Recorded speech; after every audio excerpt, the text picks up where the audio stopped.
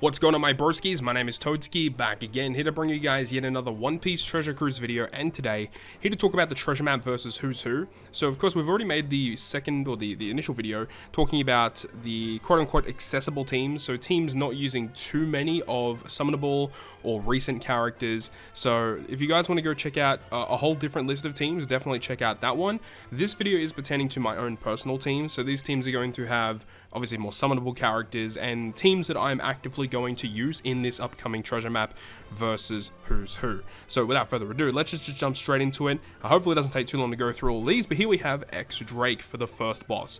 So with this boss, of course, there's cooldown to all characters, so you can essentially run whatever you want. However, on battle 3, you get a health cut given to your crew. There's going to be 3 turns of Threshold and 8 turns of Bind inflicted to the crewmates. Blackbeard as a captain boosts Driven and Powerhouse, which is why we have a full team of Driven and Powerhouse. Also, Zorajuro, who isn't boosted, is going to be a really nice wave clearer for the first 2 stages. Blackbeard's special removes all the bind for the crew, and his super type special, or super class special should we say, will change all type slots into matching for us. I think he changes them into tandem, so that's a good way to get matching slots for the crew. And then his special not only removes the bind, but also provides a chain boundary buff, which will give us a pretty good amount of damage. The special of Ulti, the free-to-play Ulti, will remove the damage threshold, as well as dealing damage to the enemy, which should actually KO the enemy for quite a few nav levels, I believe, so that's going to be kind of nice to have. Shiryu on the team because he will enable us to trigger the super class special of Blackbeard. And then also we have Jinbei, who is a unit that has type advantage. We can use a special for color affinity if we need it. Ultimately, this team may change depending on how deep I end up going into the treasure map, but at least initially it should last a pretty decent amount of time. Moving on to the second battle versus Page 1. This team is going to be very, very difficult to build for a lot of players out there, but it should be able to get through this fight very efficiently. So versus Page 1, who is a quick boss, we're going to be using the double K-Dad team. So the reason why is because we can use the K-Dad superclass specials to wave clear the first 2 stages, as well as applying the top and bottom row slots into Wano, which means that when we reach battle 3 and we get our slots changed into unfavorable, the Wano slots will not be manipulated at all, as well as the type slots counted as badly matching. We pretty much can just ignore that. And then with having the Dex Wanda and Dex Zoro with Wano slots, those are going to be our heavy hitters. Also, due to the captain ability of K-Dad, we don't have to worry about the attack down that gets inflicted. And we also have Kara and Wanda, who both will have hunger removal, so we don't have to deal with that either. So K-Dad actually completely walls this Page 1 fight with their super class specials and their captain ability alone. And of course you have Carrot Wanda for orb boost, K-Dad for attack boost, Zora for his chain buffs, however you want to call it. This is going to be a really wicked team, and I don't see myself changing this throughout the entire duration of this treasure map. Next, we move on to another really fast team versus Ulti. So we're going to be using the recommended characters for this fight, which is going to be Kid and Killer. These 2 characters together will basically deal with everything on the final stage. And the really cool thing is we can use the super type special of Kid to wave clear the first 2 stages, as well as securing us the full board of super bomb slots. So once again, when we reach the final stage, all type slots are counted as badly matching. We don't have to worry about that because we're going to have a full board of bomb slots. The special of Kid will deal with the damage barrier as well as the 7 turns of threshold that the enemy applies. And then Killer's special will remove the resilience and the increased defense. So Killer and Kid together will deal with all of the debuffs on the final stage, plus applying an orb boost and an attack boost. We'll have our super bomb slots. This team is not going to have an issue, and once again, don't see myself changing this throughout the entire duration of this treasure map. Now moving on to the final of the Battle Rush bosses against Sasaki. I'm planning to use Halloween Ace here, mainly just due to the fact that he deals with everything in terms of the special bind, the special reverse, so that makes it a lot easier. You don't have to bring dedicated characters to deal with that.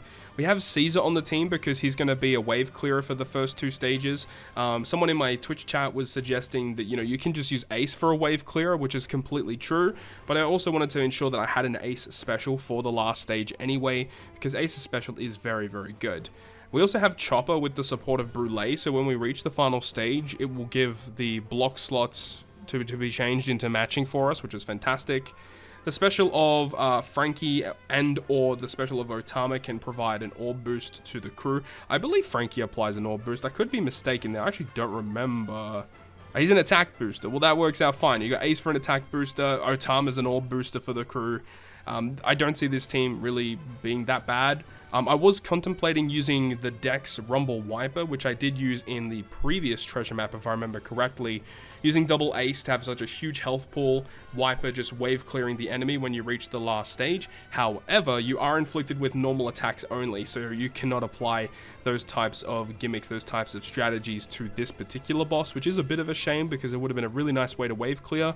So unfortunately, we do actually have to do normal attacks for damage, and I feel like this team should be pretty comfortable in this fight. And now we get to the final boss against Black Maria. So of course we were lucky enough to get our hands on Jinbei as well as the Sanji rare recruit. Unfortunately, was not able to get the Baby Gramps chopper, which would have made things a lot easier.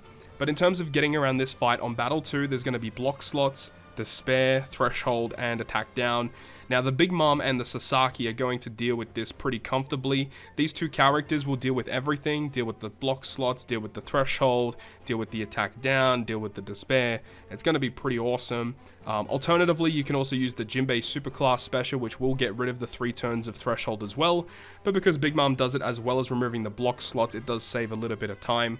And then when you get to the final stage, you have to deal with Special Bind, badly matching slots, 10 turns of Rainbow Shield, 5 turns of Blue Shield, and 5 turns of Attack Down. So this is why Brook is on the team. He deals with the Attack Down pretty efficiently. We also have the Sanji, because he gets rid of the Special Bind, obviously, but also due to the fact that we can have the Onami support, which means when we use the special of Sanji, it will inflict defense down to the enemy for the next 2 turns. So we don't actually have to bring a character that removes the enemy defense, because the enemy does not have a defense down immunity shield, which is perfect. And in terms of getting beneficial slots, the unfavorable slots will be changed into matching via the special of Jinbei, which is fantastic. It'll change those into matching.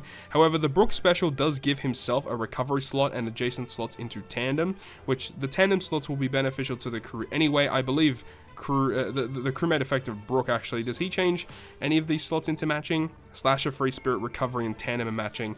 So yeah, his own recovery slot will be matching, adjacent tandem will be matching, and then with Jinbei's superclass special, we can get the rest of those matching slots. Of course, Jinbei's special will remove the Rainbow Shield for us, and also due to the fact that we can use 2 Jinbei specials on the last stage, which we can save them for, we can get the attack boost and the chain boundary if it does come down to that. I don't think this is going to be too difficult with this team. Obviously, would be nice to have Baby Gramps chopper as well for more points, and also makes the fight a lot easier, but at the end of the day, it is what it is. Now we get to the Intrusion fight against Who's Who. So on Battle 2, there's going to be unfavorable slots, special reverse to the right crew, the right column of the crew for 3 turns, and then middle left and bottom left paralysis, which is where Usopp and Frankie are, and then also there's going to be 5 turns of Rainbow Shield.